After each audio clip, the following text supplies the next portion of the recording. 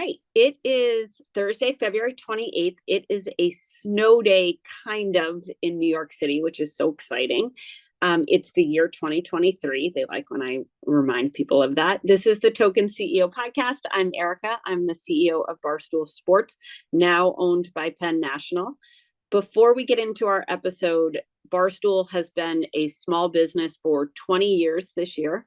Omega Accounting Solutions is an incredible partner to small businesses all over this country. So if you have a pizza shop, a small media company, a tech company, a dog groomer, a hairstylist, a barber, there's just a health food store, a cafe, a restaurant, nail salon. There's just all sorts of small businesses out there. And if you have a small business and you stayed open during COVID and employed people, you may be eligible to receive up to $26,000 per employee through something called the Employee Retention Credit. Time is running out for you to be able to get the Employee Retention Credit and to get up to $26,000 from the government because you stayed open and because you employed people. All it takes to figure it out is a free 10-minute consultation or to go to omegataxcredits.com/Barstool Sports to learn more. Omega is a small business champion. They care about small businesses getting this tax credit. They care about companies that worked so hard and were so creative to stay open, get the money they deserve for all of that effort. If you call 1-800-300-9ERC, that's 1-800-300-9ERC, 1-800-300-9ERC, or visit omegataxcredits.com/Barstool Sports, you can find out more now.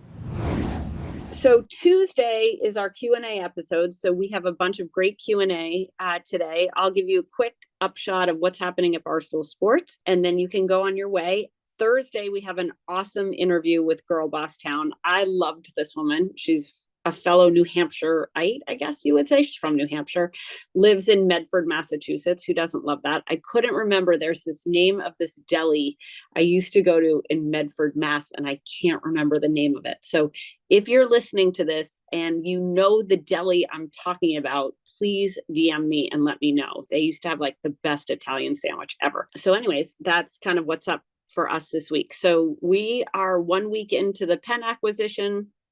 Nothing has changed so far, I'm happy to report, yet everything has to change at Barstool Sports. We're spending a lot of time figuring out where we want the business to go, how we capitalize on some of the trends that are out there, what type of products we want to launch. We have 2 massive launches this week. Dave has a big launch on March 1st. We launched our project with Fusion last week, which I'm super excited about. It's called Pirate Water.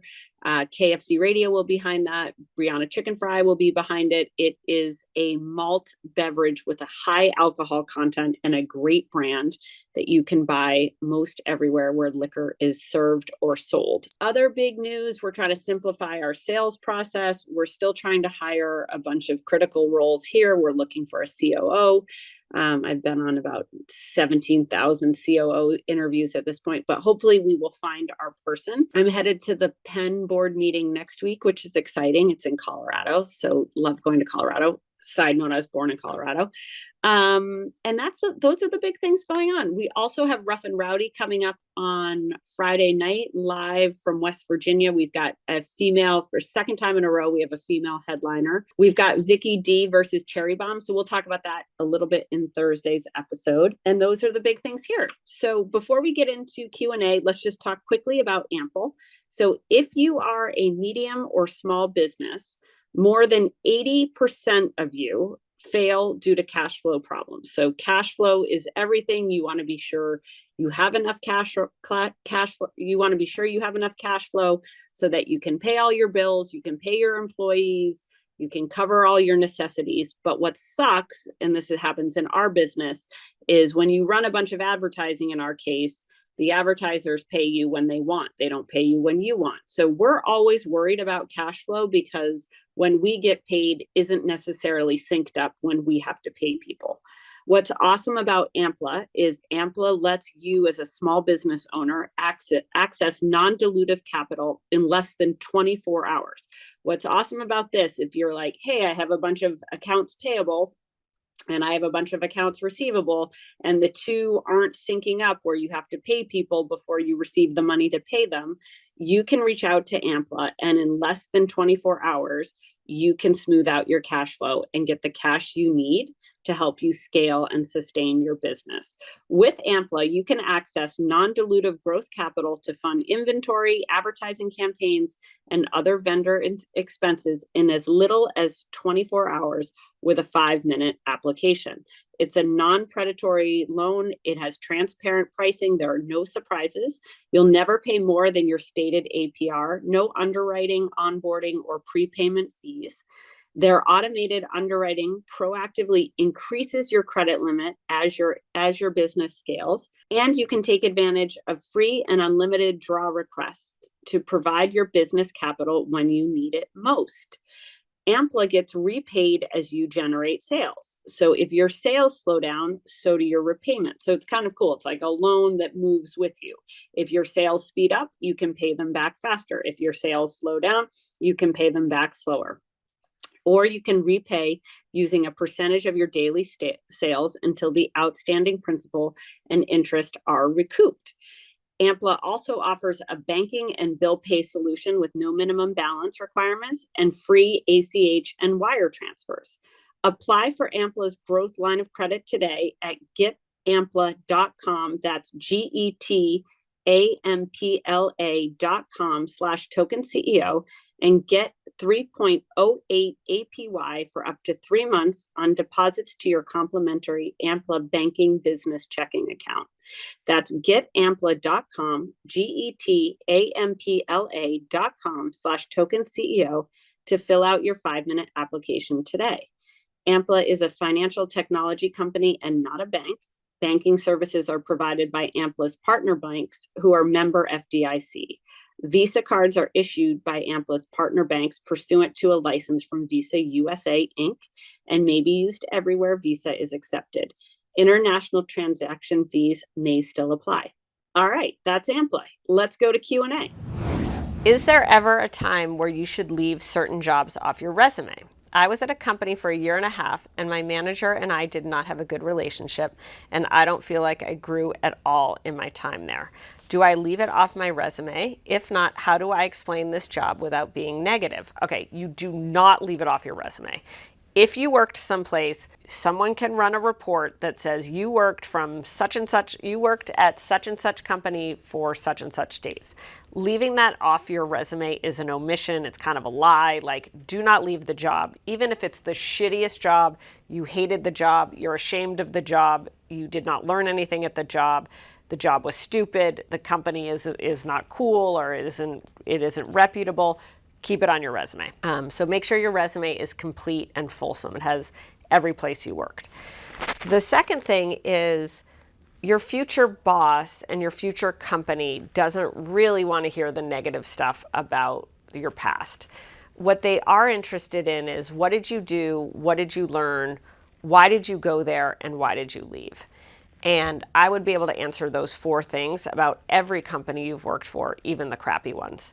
And the way you talk about a job that you frankly hated, and let's be honest, I've had jobs that I've hated, everybody's had jobs that they've hated, is, hey, I went to this company because I was hoping to do blank, and I was really excited about blank, and I was eager to get into blank. Like, share a positive, forward-looking, optimistic reason why you took that job. Then you could say, at this job, I was really psyched. I got to do blank, blank, and blank. Say 3 positive things that you did, or got exposed to, or learned, or tried, or whatever. And then say, I also really learned a lot about the environment that I work best in, the type of manager that I am most excited about working for, and turn all the negatives about your bad relationship with your manager into a positive and a criteria that you're looking for in a future manager. Because the worst thing is, you don't want to take this next job and work for a manager like that old job. So that's how I would manage that. What advice would you give to someone who wants to stand out during a virtual interview? A company is holding a Zoom interview for multiple candidates at the same time, and I'd love any input you could recommend that may help me stand out to the employer. I'm used to face-to-face interviews as opposed to virtual ones, so any advice is appreciated. This is kind of cutthroat. I mean, who interviews multiple people in a Zoom call at one time? Like, I think that's called like Barstool Idol. So that's kind of a cutthroat, weird way to interview people. What I would say is the following is like, have a big smile, don't have anything in your teeth, pay attention to your background. Make your background bright, make it interesting, make sure the camera is centered on you, like art direct your Zoom call. Make sure that in all the windows of people, your window stands out. So maybe it's the color of the background wall, or maybe if you have a lot of flair and you like to wear interesting outfits, there's some flair. I wouldn't get too like comedy about it or too ridiculous about it, but do make sure your Zoom looks good. There's something memorable in it. It shows character, it shows personality, it shows who you are. Make sure you've got a big smile, you have high energy. Don't be too far away from the screen, but don't also be too close to the screen. I tend to get too close to the screen because I just want to get closer to people. And then when it's your time to speak, be super succinct, be super positive. Don't be too high energy where someone's like, oh my God, there's like a golden retriever puppy on this call. But do be high energy in a way that gives the interviewer an instant impression of you. And then the background will be like, oh, that's that girl with the yellow background. Or that's that girl in the striped shirt. Like, make yourself memorable and then have something great to say. I just finished my performance review. We typically talk about raises at the end of the performance review conversation. It didn't get brought up and we were already over on time, so I didn't get to bring up asking for a raise or explaining why I have earned one. How do you go about getting to have that conversation with leadership? How do I build up the confidence to initiate that? You go put 30 minutes on your boss's calendar and you're like, we didn't get to finish my review and I'd love to talk about the future. Don't be bitchy about it, but be firm about it, which is, so sorry we ran out of time. I'd really like 15 minutes more of your time or 30 minutes more if you think you need it. And I would like to have a conversation about my future or the future, say the future. I'd love to have a conversation about the future. And then when you get into that conversation, be prepared. I hope you were prepared in your review. Here's everything I've done this year. Here's everything I've learned this year. Here's all the initiative I've shown this year. Here's everything I've taken on. And then most importantly, here's everything I'm excited to do in the year ahead. Start with that and then have a conversation of what's your assessment of how I'm performing? What's your assessment of raise and bonus potential? What does that look like for the company this year? Ask questions about context. Are people getting raises? Are people getting bonuses? Are the bonuses bigger or smaller than last year? Did the company meet their goals? How does that translate into the type of money you would make or the type of raise that you would get? Have that conversation and then say, I'd like to understand your feedback around my performance this past year, as well as what I should be expecting for a raise and or a bonus. And that's a way to set up the conversation where you don't have to make it awkward and you're asking for money, but you can make it authoritative in everything that you're doing. And you can have a really important conversation about you investing in the company and the company investing in you in the future.